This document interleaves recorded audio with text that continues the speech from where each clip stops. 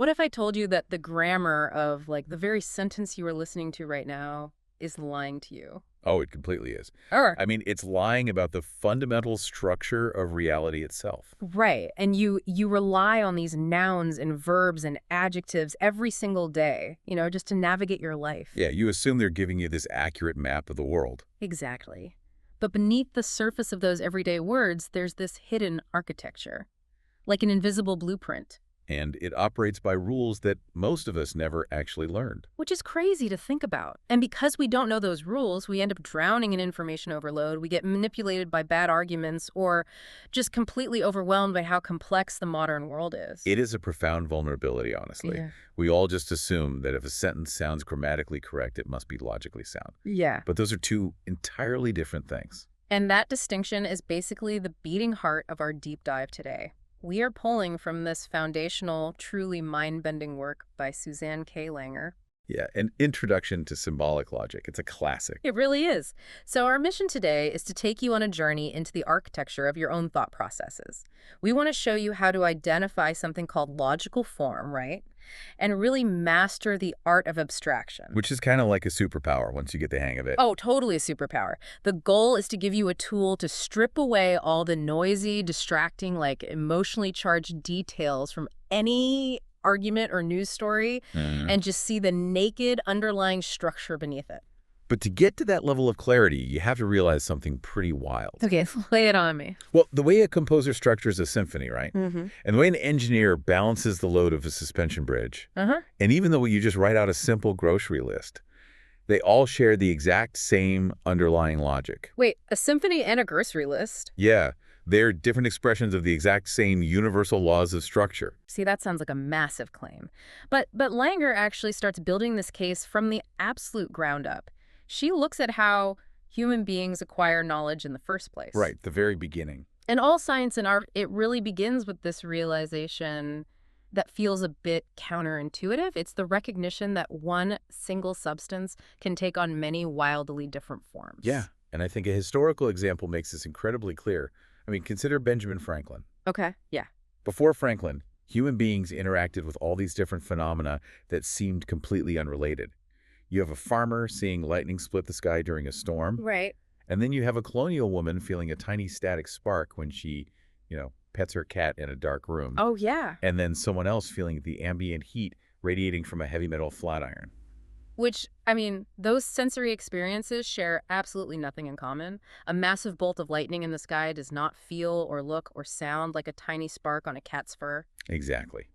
And that is why, for centuries, they were categorized as entirely different things. Makes sense. But Franklin's monumental breakthrough was realizing that these are all just different forms of the exact same protein substance, Electricity. The underlying stuff is identical. It's only the form it takes that dictates how we actually perceive it. Which completely shifts the focus, It implies that just observing the surface level of a thing isn't enough to actually understand it. Right. And that leads directly to this crucial distinction Langer makes really early on in the text. It's the difference between having knowledge of things and knowledge about things. Yeah, that is such a key concept. Yeah. It's the difference between simple acquaintance and actual structural understanding. Okay, break that down for me. So knowledge of is purely sensory. Like a newborn baby has knowledge of its crib or the smell of milk or the sting of a scraped knee. Because they experience it directly. Exactly. But the baby has absolutely no knowledge about the crib. To have knowledge about an object means you understand how it's put together. You understand its function, its relation to the environment, its construction. Oh, I see. The book uses the example of an egg, which I think illustrates this perfectly. Yes, the egg example is great. Like a child eating breakfast has sensory knowledge of a scrambled egg. They know the fluffy texture and the taste.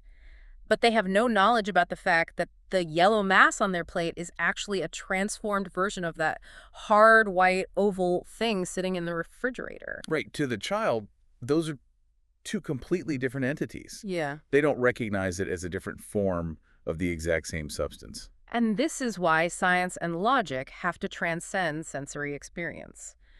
To navigate a chaotic, shifting world, you really have to understand the laws of transformation. You have to understand form. And the word form is where people often get tripped up. Oh, for sure. Because in everyday conversation, form usually just means physical shape. Right. We hear form and we immediately think of the curve of a vase or the silhouette of a mountain. But in logic, logical form means structure. It's the specific way a thing is put together, the arrangement of its parts. And what's really vital to grasp here is that a structure does not have to be deliberately assembled by a conscious mind to actually possess a logical form. And the Old Man on the Mountain is the perfect illustration of this. Oh, absolutely. For those who don't know, it was this famous, massive rock formation in New Hampshire that, from a very specific angle, looked exactly like the profile of an old man's face jutting out of the cliff. Right. And nature didn't have a blueprint for a human face there. No, not at all. It was entirely an accidental geological structure. A piece of granite just happened to protrude like a brow, and a weathered gap formed an eye, and a jagged edge looked like a nose.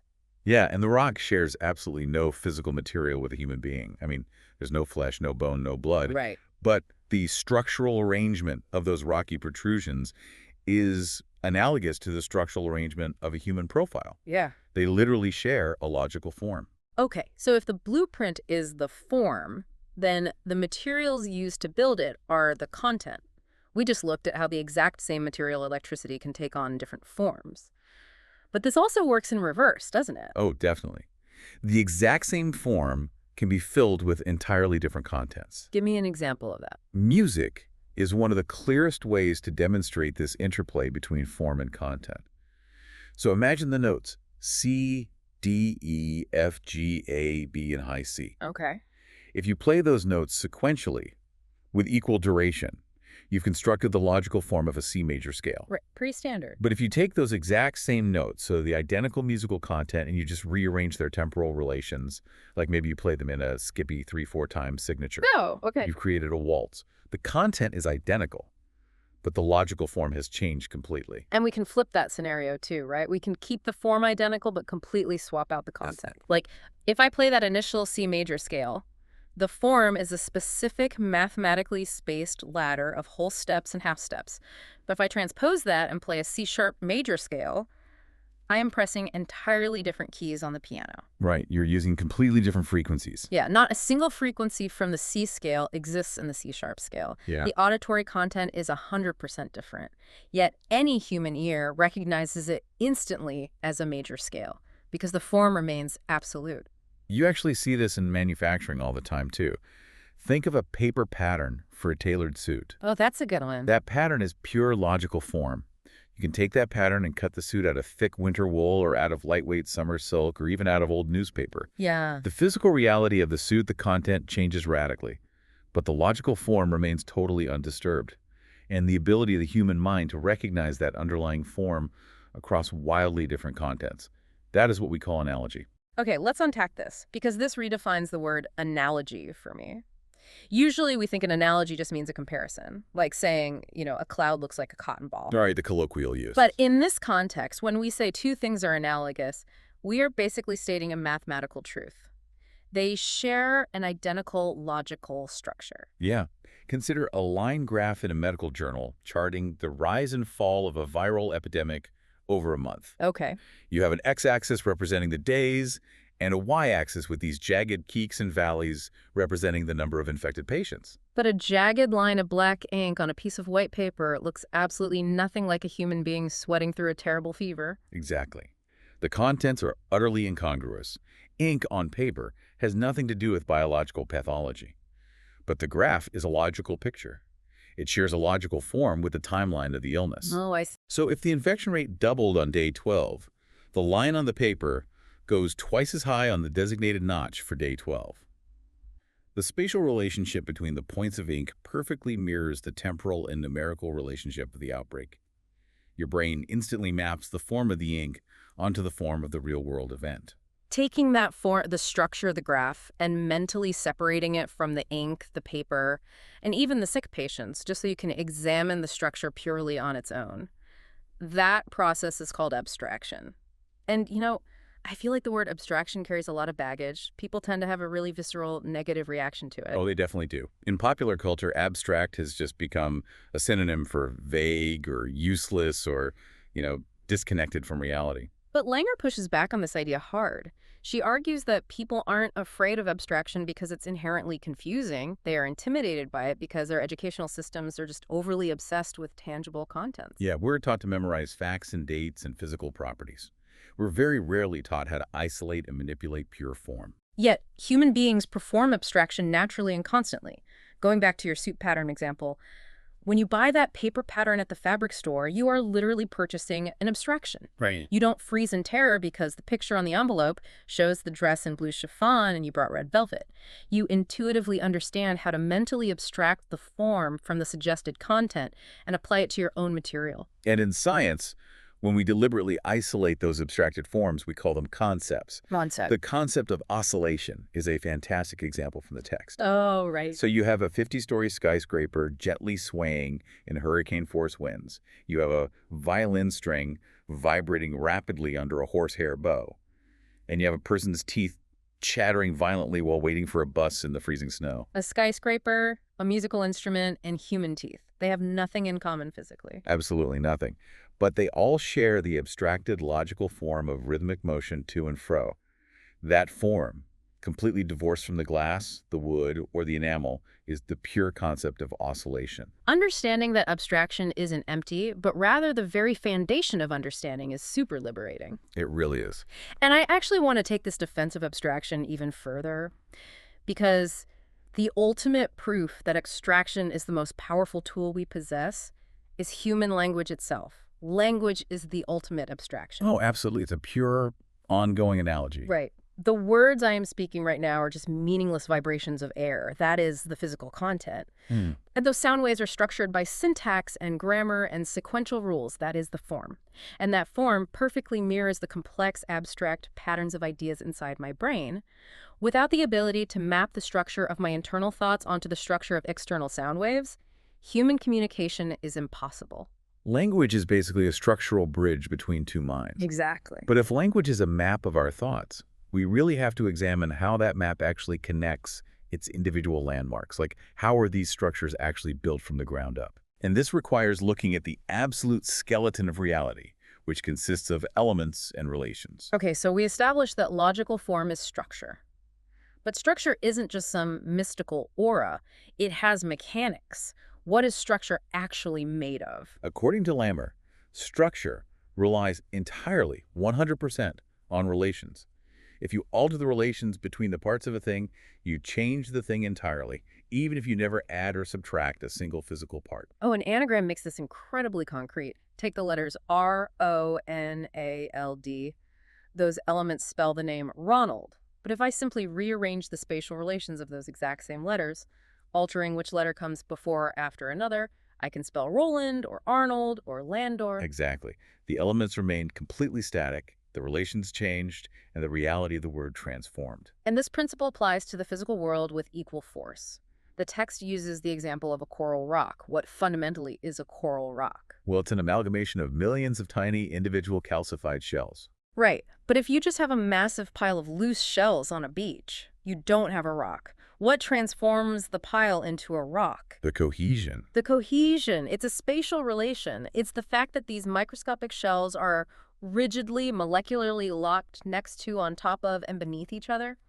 If a grinding mechanical force comes along and shatters that cohesion, if it destroys that specific spatial relation, the rock ceases to exist. It is gone. Yeah, the shells, the elements are still perfectly intact. But the entity known as the rock was destroyed because its internal relations were destroyed. That is a staggering shift in perspective. A thing isn't just the stuff it's made of. A thing is the invisible relationship between the stuff. It changes how you look at everything. But Langer also points out that the elements in a structure don't always have to be physically separate, tangible parts. Oh, how so? They can be purely conceptual or ideal. Yeah. So imagine a perfectly smooth, solid stone column in an ancient Greek temple. Okay, I'm picturing it. It's carved from one single, homogeneous block of marble.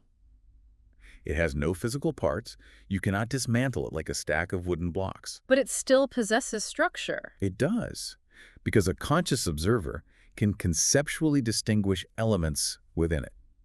You can imagine drawing a series of horizontal rings in pencil all the way up that column. Oh, wow. Once those imaginary rings exist in your mind, you can state that one ring is above or below another. Above and below are relations. The imaginary rings are the elements. Therefore, even a solid, seamless, indivisible object contains logical structure because we can conceptually map elements and relations onto it. So everything is built of elements and the relations connecting them. But relations themselves vary in complexity, right? Based on how many elements they need to actually function. Yes. Logicians call this the degree of a relation, which simply refers to the number of terms or elements required to make the relation logically sound. The simplest is a dyadic relation, meaning it requires exactly two terms. Like the relation north of is dyadic. You could say Montreal is north of New York. It just binds two elements together. And then moving up in complexity, a triadic relation requires three terms. The word between is a classic triadic relation. Oh, because you can't just logically say Cologne is between Paris. Exactly. The sentence hangs in midair. It requires a third element to anchor it. Cologne is between Paris and Berlin. Got it. Then you have tetradic relations, requiring four terms, and polyadic relations, which combine an indefinite number of terms, like superlatives. Yeah, superlatives are a great example. If I declare Mount Everest is the tallest of the mountains, the relation tallest of connects Everest to a vast, conceptually grouped number of other geological peaks. Now, if we accept this premise that reality is constructed of elements connected by relations of varying mathematical degrees, we run face first into a massive societal problem. The language problem. The language problem. The primary tool human beings use to describe this highly structured reality is natural language. And natural language is a deeply flawed instrument. It's the betrayal of language. It turns out grammar is a terrible proxy for logic. Oh, awful. Natural language evolved for speed and social cohesion, not for mathematical precision. It disguises logical structure. It relies heavily on assumed context, and it uses linguistic shorthand that completely obscures the true underlying logical skeleton of the thoughts we are trying to express. There is an analysis of the word is in the text that fundamentally altered how I view English. I mean, is perhaps the most common verb we use. But logically, it is an absolute nightmare. Langer points out that the single word is disguises at least 6 entirely different logical meanings. It's the perfect case study in how natural language fails us. Let's look at the 6 distinct ways we deploy this two-letter word. Let's do it. Sentence 1. The rose is red. So in this sentence, is represents the logic of attribution. It is assigning a descriptive property directly to an element. Attribution. Okay. Sentence 2. Rome is greater than Athens. Here, is actually has no meaning at all. It acts purely as a grammatical helper, a copula. The actual relation is greater than, which is dyadic. The is merely asserts that the relation holds true. Interesting. Sentence 3. Barbarossa is Frederick the Thirst. This is a strict statement of identity. It means Barbarossa mathematically equals Frederick the Thirst. They're just two different linguistic tags for the exact same historical element. Identity. Sentence 4. Barbarossa is a legendary hero. Now, is represents class membership. It means the single element named Barbarossa belongs inside the larger conceptual boundary of the group known as legendary heroes. Wow, okay. Sentence 5. To sleep is to dream. This represents logical entailment. It dictates that the state of sleeping inherently entails or inevitably brings about the state of dreaming. And finally, sentence 6. God is. In this final instance, is denotes pure existence. That is insane. So we use the exact same verbal sound is to mean attribution, relation assertion, identity, class membership, entailment, and existence. Yeah. If you were an alien or computer trying to map the logic of human thought based purely on our grammar, you would suffer a massive system failure. The grammar implies similarity where the logic is radically different. And this structural ambiguity is precisely why symbolic logic had to be invented. We needed a system capable of exposing the true structure of our propositions. And the mismatch between what we say and the structure of what we mean goes even deeper than single words. Which brings up an example that I spent a long time wrestling with because it feels so counterintuitive at first glance. The games example. Yes. Take these two sentences. Sentence A, I played chess with my 3 cousins. Sentence B, I played bridge with my 3 cousins. If you diagram those sentences in an English class, they are perfectly identical. Subject, verb, direct object, prepositional phrase. But Langer states unequivocally that logic views these as entirely different structures. I need you to explain why the logic diverges so sharply from the grammar here. Well, the key is to look past the grammar and analyze the inherent nature of the relation being described.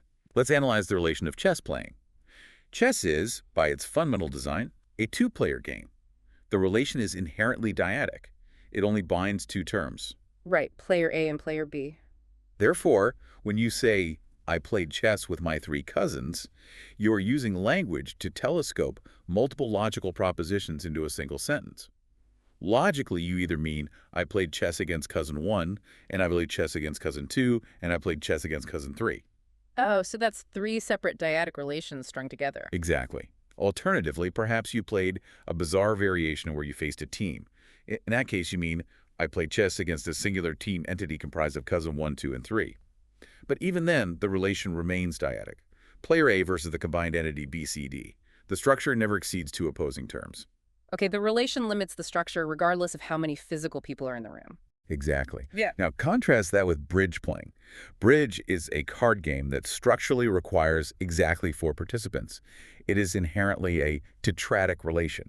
You cannot play bridge with two people, nor can you play it with three. Right, the game doesn't work. The act of bridge playing binds four distinct elements together simultaneously in a single mathematical structure. So the sentence, I play bridge with my three cousins, describes a single, unified, tetratic logical structure. Natural language completely hides this profound structural divergence.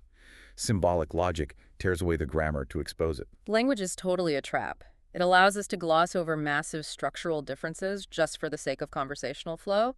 But if we are trying to solve complex problems, build systems, or just avoid being manipulated by bad arguments, how do we escape the trap? We have to fence off the conversation. We need strict boundaries. Which is why, in logic, before you can analyze any proposition, you must explicitly define the environment you are working in. You have to set the context. And in everyday life, context is often unspoken, which leads to endless misunderstandings.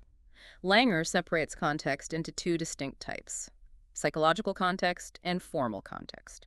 Psychological context is the messy, highly personal web of associations, memories, and images that every individual brings to a word. The book uses the concept of absolute zero for this. If I say the words absolute zero, one person might close their eyes and imagine a dark, lonely, freezing void in the deep vacuum of space. Right. But another person, maybe someone with a more mechanical background, might just picture a really long glass thermometer with the red line pulled all the way down to the bottom.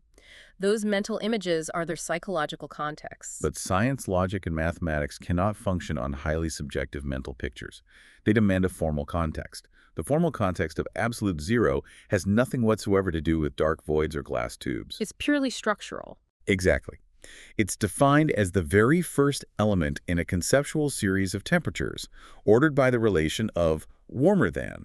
Both the person picturing space and the person picturing the thermometer are operating with the exact same formal concept, even though their psychological experiences differ wildly. This explains why online debates and political arguments are so often toxic and unproductive. People are arguing using their personal psychological contexts, assuming the other person shares the same imagery, but they don't. They almost never do. So to have a functional debate or to do rigorous logic, you have to strip away the psychological context and explicitly define the formal context. And the first step in building that formal context is establishing the universe of discourse. The universe of discourse, usually denoted by the letter K, is the total collection of all the elements you were talking about in a given logical scenario. And crucially, it excludes absolutely everything else in reality. Now, I can hear someone thinking, isn't a universe of discourse just common sense? Like, if I'm at a dinner party and I loudly complain everyone knows taxes are too high, my implied universe of discourse is tax-paying adults. I don't mean the toddlers asleep upstairs, and I don't mean the family dog.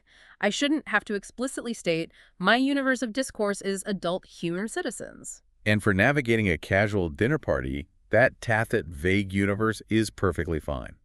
But when we attempt to build scientific laws or analyze complex systems, vagueness is a fatal flaw. In everyday arguments, when the universe isn't strictly defined, people constantly resort to casuistry. Casuistry, the endless nitpicking of edge cases. Yes. Well, what about this one specific exception? What about this obscure scenario? Casuistry is a defensive mechanism that derails the search for truth. Logic eliminates casuistry by explicitly locking down the boundaries up front.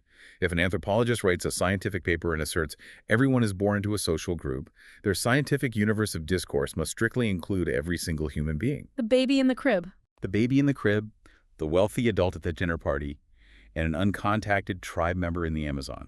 There's no room for ambiguity or assumed exceptions.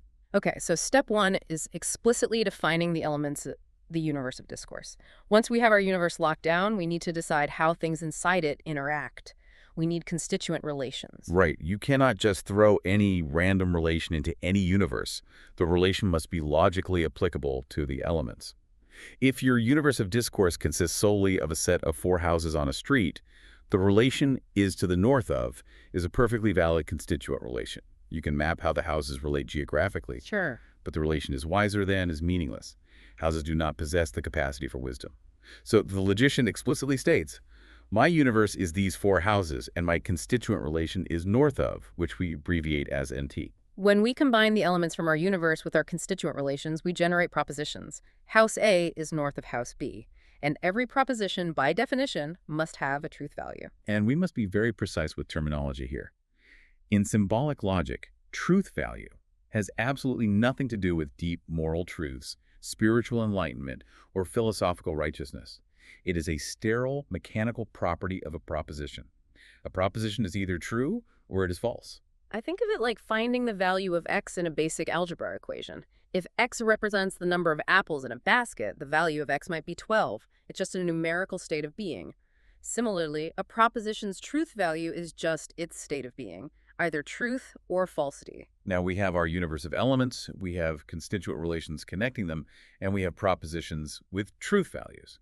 But these propositions do not exist in isolation. They interact with each other via logical relations. This is an important distinction. Constituent relations connect elements, like House A is north of House B, but logical relations connect entire propositions to other propositions. The foundational logical relations are conjunction, which is and, disjunction, which is or, and implication, if-then. And when you take a defined universe of elements, bind them with constituent relations, and then weave those resulting propositions together using logical relations, you've successfully built the system. And the ultimate goal of science is to understand the nature of the system you are studying. Systems generally fall into different categories based on how their truth values behave. Let's look at a deductive system. A deductive system is highly structured. In this type of system, knowing the truth values of a very small number of foundational facts allows you to automatically, mathematically deduce the truth values of the rest. Oh, like geometry. Exactly. Returning to our four houses, A, B, C, and D, our constituent relation is north of. If I provide you with just two facts, A is north of B and B is north of C, you instantly possess the truth values of many other unstated propositions. Right. Because the relation north of is transitive, I automatically know that A is north of C. I also logically know the reverse. B is not north of A. The inherent structure of the system guarantees the truth or falsity of the remaining propositions without me having to go out and physically measure them. That is the elegance of a deductive system. But contrast that with an inductive system. Let us alter the universe from houses to human beings and change the constituent relation from north of to the emotional relation of likes. Oh, this is where things get messy. Very messy. Huh. If I inform you that person S likes person T and person T likes person U, what can you logically deduce from those facts? Absolutely nothing. Exactly nothing. Human emotion is not transitive. S might like you, or S might absolutely despise you. The fact that T likes you does not guarantee that you likes T in return. The structure gives me zero predictive power. I would have to go out into the real world and empirically verify the truth value of every single possible relationship combination. That is a purely inductive system. Now, the reality is that most complex fields like sociology, economics, or biology operate as mixed systems. They have a bit of both. Right. They contain some structural laws that allow for deductive reasoning, but they also contain vast amounts of empirical facts that must be discovered inductively through grueling observation. The overarching ambition of any hard science is to uncover enough deep underlying structural laws to gradually transform a messy mixed system into a clean, predictive, deductive system. But practically speaking, this runs into a wall of inefficiency. Let's say I have a universe of just 100 people, and I want to map out the relation of who acts as a fellow man to who. Writing out every single possible interaction, A is a fellow man to B, A is a fellow man to C, and so forth, would generate 10,000 separate propositions. Which is an absurd waste of time. Yeah, listing them all is impossible. Which highlights the necessity of zooming out. We cannot remain bogged down in the specific interactions of specific individuals. We must find a way to express structural regularities across the entire system. And that necessity gives birth to one of the most important concepts in all of mathematics and logic. The variable. Variable. We all remember variables from high school algebra, right? X, Y, Z. In symbolic logic, we often use A, B, C, but what actually is a variable? It's not a secret code for a specific name. No, a variable is an empty placeholder. It signifies any element chosen from our universe for this specific place. So if I write the expression A FMB, meaning A is a fellow man to B, that expression is not actually a proposition. It cannot be a proposition because it possesses no truth value. Right. Until you assign specific real-world elements to A and B, the expression AFMB is neither true nor false. It is entirely vacant. We refer to this as a propositional form. It's like a blank contract. The contract might say party A agrees to pay party B. That piece of paper doesn't make any legally true or false claims about you until you actually write your name in the blanks. Precisely. Now, we could painstakingly fill in those blanks one by one, tens of thousands of times. But logic provides us with a mechanism to make sweeping, systemic statements about all the possible values simultaneously. These mechanisms are called quantifiers. There are two fundamental quantifiers that allow us to manipulate these empty forms. The first is the universal quantifier, and the second is the particular quantifier. So the universal quantifier is represented symbolically by the letter A, enclosed in parentheses. It translates to the phrase, for any. When you attach the universal quantifier to the front of a propositional form, you are declaring, no matter which element from our universe you plug into this variable, the resulting proposition will hold true. So if I read the formula universal A is mortal, I'm stating that for any element you choose in this universe, it is mortal. The rule applies to everything without exception. That's the universal. But what happens when a property only applies to a subsection of the universe? That requires the particular quantifier, which is symbolized by a backward-facing E. This quantifier translates to, there is at least one, a such that. Explicitly does not mean all of them. It simply asserts that the specified property exists somewhere within the boundaries of your universe. And this is where the alchemy of logic happens. When you take an empty, truthless, propositional form and you bind it with a quantifier, it undergoes a transformation. It ceases to be an empty form and becomes a general proposition. And general propositions absolutely have truth values. They do. They are definitive statements regarding the structural nature of the system as a whole. And here is where we must exercise extreme caution, because the sequential order in which you arrange these quantifiers alters the fundamental fabric of the reality you are describing. We need to slow down and analyze this because it's a massive point. Let's return to our fellow man relation, A, F, and B. Let's attach two quantifiers to the front of it. First, we place the universal A, followed immediately by the particular B. Okay, let's translate that step by step. It reads, for every person A, there is at least one person B that they are a fellow man to. In simpler terms, everybody in the universe acts as a fellow man to somebody else. It's a distributed network of connection. Now watch how the entire universe changes if we simply swap the position of those two quantifiers. Let's place the particular first, then the universal. Oh, the translation radically shifts. It now reads, there is at least one specific person, A, who acts as a fellow man to absolutely everyone B. Do you hear the structural difference? It's completely different. Right. The first sequence means everyone is connected to someone, like a web. The second sequence means there is one specific, centralized individual who is universally connected to every single other person, like the hub of a wheel. Merely swapping the order of the quantifiers fundamentally alters the architectural meaning of the proposition. My favorite way to visualize this is the lock and key analogy. The first formula is like saying every lock has a key. It implies millions of different locks and millions of different keys scattered around the world. The second formula is saying there is one specific key that opens every lock. That's a master key. The words used to describe both scenarios are nearly identical, but the reality is entirely different. Yeah, that's a great way to put it. And once you understand how quantifiers work, you start noticing how they are weaponized in modern communication, especially in politics or media. What do you mean? Think about when a politician is trying to create the illusion of a massive universal mandate without actually lying.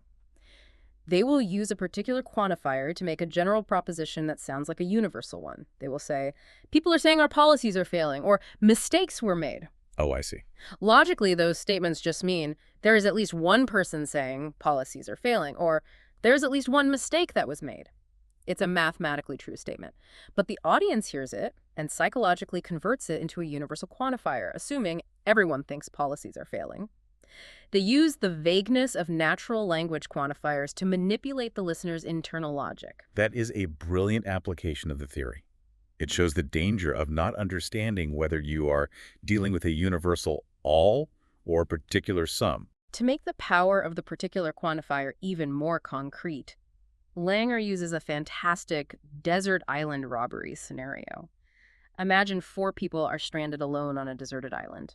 One day, one of them, Smith, discovers his supplies have been robbed. The islanders have a radio, and they transmit a desperate broadcast to the mainland.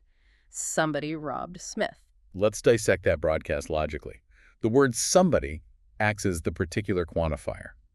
There is at least one element, A, such that it robs Smith. What makes this so fascinating is that the radio broadcast is a general proposition, and it is 100% true. The listeners on the mainland have no idea what the specific value of the variable is. They don't know the identity of the robber. It could be Jones or Brown or Davis. Right.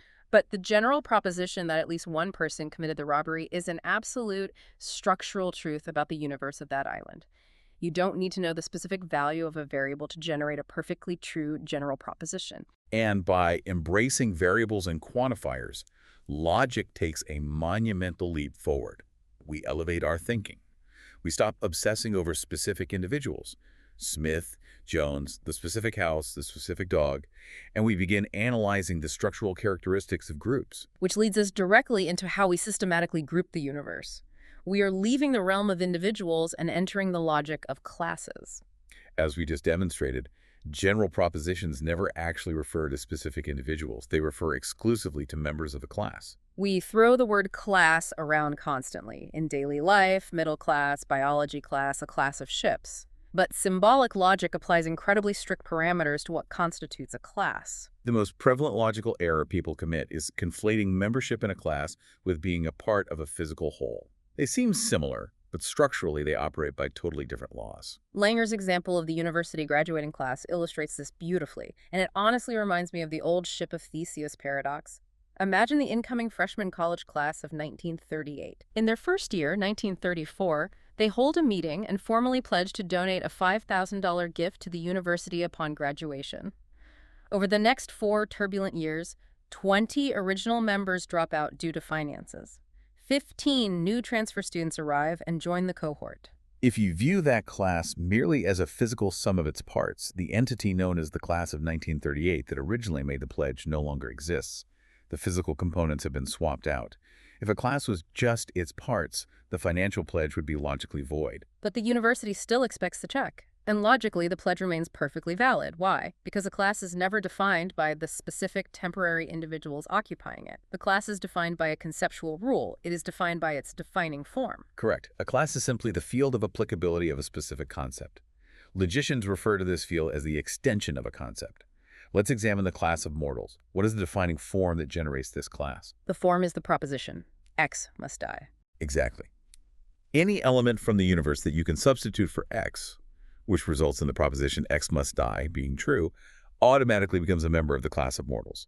If we plug in Socrates, Socrates must die. The truth value is positive. Socrates is a member. Right. If we plug in the Greek god Apollo, Apollo must die.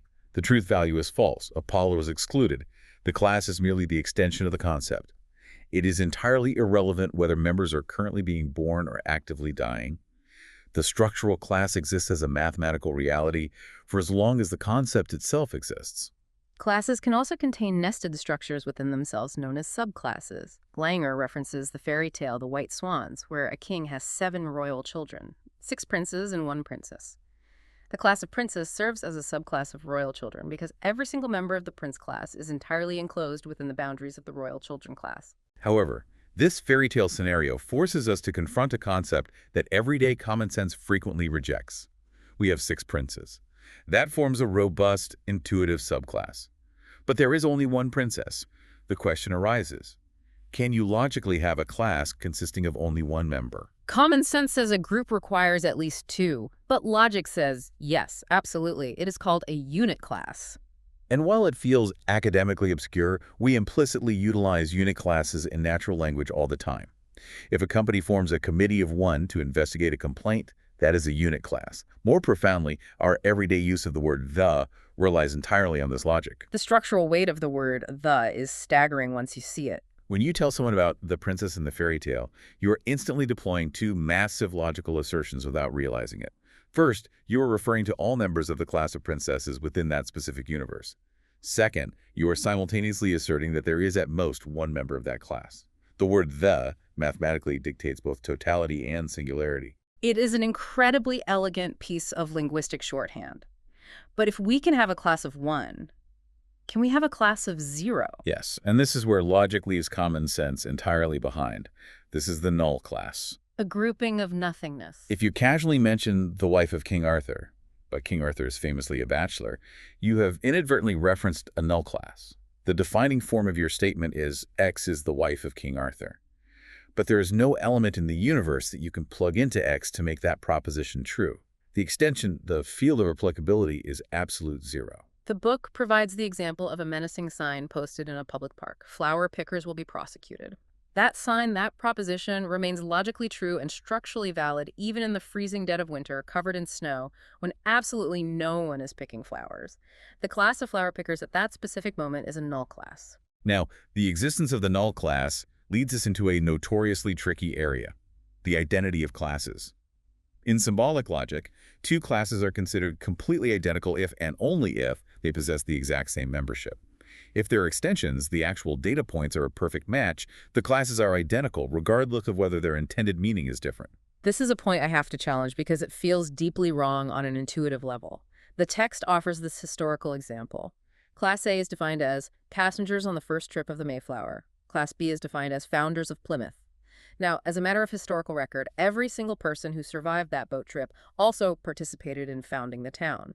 The physical membership of Class A and Class B is a one-to-one perfect match. Therefore, according to the laws of logic, Class A and Class B are mathematically identical. But intuitively, that strips all the meaning out of the words. The act of riding on a claustrophobic wooden boat across a stormy ocean and the act of chopping down timber to build a settlement in a new world are wildly different concepts. Their intention, their meaning is different. Why does logic stubbornly force them to be identical just because the roster of names is the same? It feels reductive, but it is necessary for the survival of the scientific method. Science requires functional mathematical laws, not subjective poetry. If logic relied entirely on the internal meaning of concepts, the intention, we could never systematically order the universe. Because meaning is too subjective. Exactly. Riding a boat and founding a town possess no inherent necessary conceptual link. You cannot build a reliable deductive system out of them. But science operates on observable data points. It operates on extension.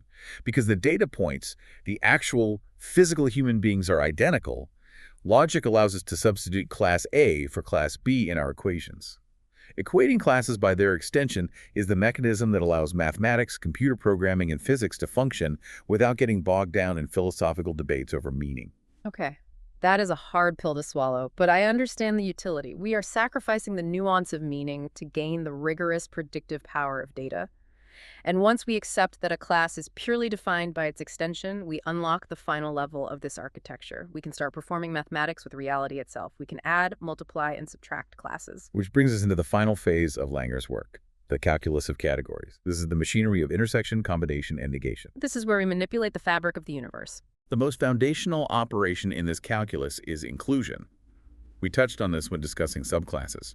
In symbolic logic, we use the standard mathematical symbol for less than to denote it. If we write A is less than B, it dictates that every single member of Class A is also a member of Class B. Right. An interesting, unavoidable consequence of this rule is that every class is automatically included in itself. All A is A. Furthermore, if A includes B and B simultaneously includes A, then A and B are mathematically identical. The next major operation is conjunction, also known as the product. This occurs when classes overlap. Logicians use the multiplication sign for this. If you define Class A as Englishmen and Class B as socialists, then the formula A times B represents the overlapping intersection, English socialists. The members of this new class must satisfy the defining forms of both A and B. Following conjunction, we have disjunction, or the sum. We use the addition sign for this operation. Disjunction represents joint inclusion. If I define Class A as people born of U.S. parents and Class B as people born on U.S. soil, what is the result of A plus B? The sum, A plus B, creates the broader class of native citizens of the U.S. Crucially, this new class includes anyone who fulfills A, anyone who fulfills B, and anyone who fulfills both. The text offers a beautifully mundane example to clarify this. Imagine a kitchen cook who is instructed to sort through a barrel and throw out all the apples that are wormy and all the apples that are overripe. The cook is executing a logical disjunction. Class A is wormy apples, Class B is overripe apples. The cook throws out A plus B. And if an unfortunate apple happens to be both wormy and overripe, it still meets the criteria and goes in the trash. It's an inclusive OR. Now we arrive at the operation of dichotomy, or complements. The rule of dichotomy states that every single class you ever define instantly automatically divides the entire universe into two distinct parts. If you define a class A as cats, you have unavoidably conjured a complementary shadow class denoted as not A, which consists of absolutely everything in the universe that is not a cat. It is like a cosmic law of balance. You cannot define a boundary without simultaneously defining what lies outside of it. And this law applies to our most extreme theoretical classes as well. The complement of the universe class, which encompasses everything, is the null class, which encompasses nothing. And dichotomy allows us to perform a brilliant mathematical trick. It permits us to convert negative statements into positive ones, which makes calculating complex relationships vastly cleaner. Instead of dealing with the messy negative relation of saying X is not a dog, we pivot. We state XIS a member of the not dog class. We have transformed a negative action into a positive assertion of membership within a negative class. That is a remarkable mental pivot. It smooths out the equations. But I need to halt our momentum and linger on the null class for a moment because the implications of the null class are deeply mind-bending, and we need to explore them fully before we finish. The null class is the ghost in the machine of logic. It is ubiquitous. According to the calculus of categories, the null class 0 is mathematically included in every single class that exists. Which sounds completely deranged when you say it out loud. How can nothing be situated inside everything? To understand the mechanism, we have to look at how the null class is actually generated in a logical system. The null class is the repository for classes of incompatible properties. Imagine trying to form the class of round squares, or secular churches, or carnivorous cows. None of those entities exist in reality. The properties violently contradict each other. Exactly, because the properties are incompatible, they yield 0 members, or extension is 0. Therefore, they all dissolve into the null class. All incompatible properties define the exact same empty void. Okay, here is where it gets incredibly strange, and I'm going to push you to justify this logically. Are you honestly telling me that the class of round squares is mathematically included in the class of cats? Yes, that is the inescapable conclusion of the calculus. How is that possible? A round square, conceptually, is not a cat. It has no fur, it doesn't meow, it doesn't exist. How can it be included? We have to abandon our intuitive definitions and return to the strict mathematical definition of inclusion we established earlier. The rule states, A is included in B, means that every member of A is a member of B. The only way to mathematically prove that A is not included in B is to successfully produce a member of A that fails the test of being a B.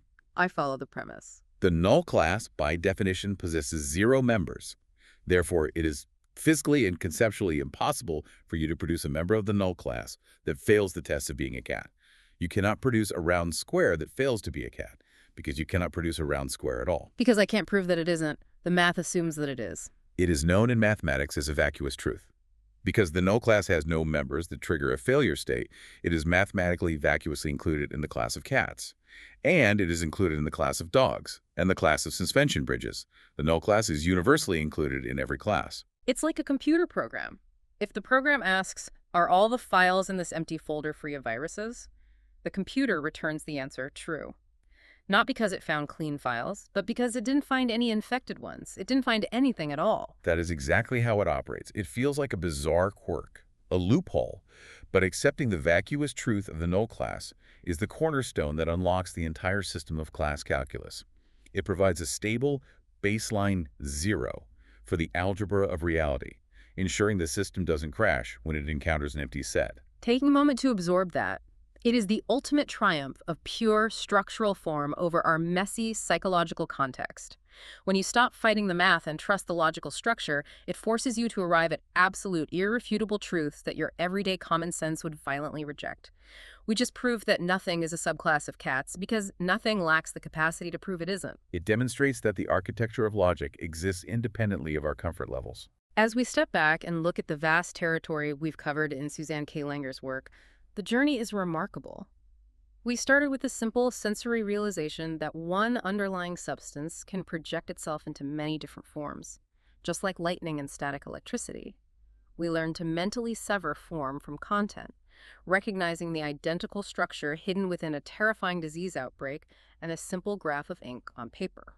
We examined how relations form the invisible skeleton of reality and how our natural conversational language constantly betrays us, disguising complex relations behind simple grammar. We discovered how to protect our reasoning by setting strict boundaries through universes of discourse, eliminating casuistry. We unlocked the power of variables and quantifiers, allowing us to make sweeping, structural generalizations about the world without needing to know every single specific detail.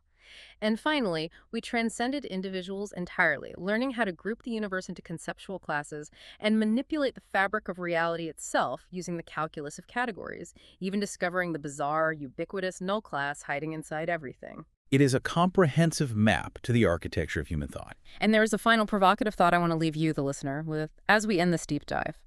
As dense and theoretical as this journey might have sounded, with its dyadic relations, vacuous truths, and class calculus, you need to realize that you have been executing advanced symbolic logic every single day of your life. The hardware is already installed. Every single time you utter the word nobody, when you walk into an empty room, you are intuitively defining and deploying a null class. Every time you declare anything is possible, you are flawlessly executing a universal quantifier. Every time you point and say the car or the house, you are mathematically defining a unit class of exactly one, projecting totality and singularity in a single breath. You do not need a chalkboard or a degree in mathematics to perform these operations. You are already a logician. So the next time you speak, the next time you find yourself in an argument, or even just chatting with a friend over coffee, take a moment to ask yourself, what invisible mathematical structures are secretly holding up the everyday sentences you are building? If you look closely enough, you might be amazed by the intricate geometry of your own mind. The next time you look at a city skyline, don't just stare at the glass and the steel. Look harder and try to see the blueprint.